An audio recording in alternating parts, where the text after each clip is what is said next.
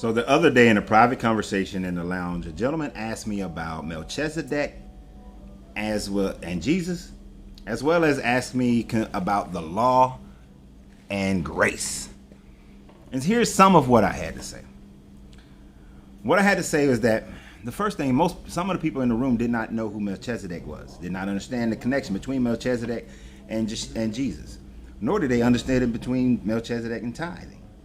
I explained to them that Melchizedek was the priest who came to Abraham and blessed Abraham, and then Abraham gave him a tenth of all that he had acquired. That's where your tithing actually comes from, this idea of a tenth.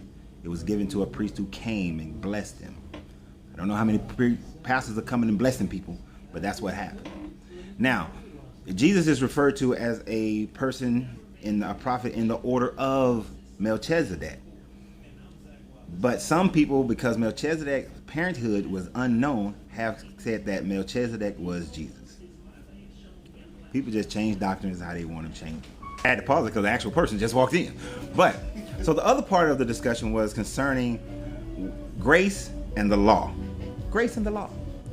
So, here's what it boiled down to. If you believe in Jesus, Jesus said, I come not to take one tittle away from the law. He only came to fulfill. Now, if he came not to take anything away from the law, sure, in your doctrine today, you say that he was the final sacrifice. You don't need to do the animal blood sacrifice and all that stuff. But understand that the law goes far beyond your 10 commandments. The law also includes you wearing mixed threads.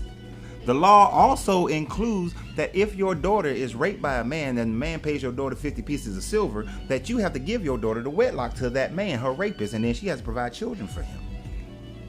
The law tells you what foods you are not to eat, but then there's a confusion because it says eat whatever somebody is giving you.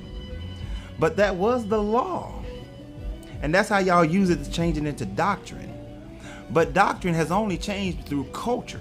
Every time the culture changes, the doctrine changes. Your willingness to do things under the law change. Some of y'all will keep the law, the parts that you like that fits your culture. Realize that religion does not change the people, but the people change religion based on their culture. You go back 500 years ago, and a woman wearing a short dress where her legs are being shown, she was evil. Go back 500 years ago, and somebody catching the Holy Spirit would have been said to have been possessed by a demon, because only the priest can catch the Holy Spirit or the embodiment of the Holy Spirit.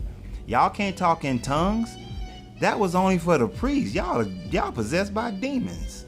Get it right.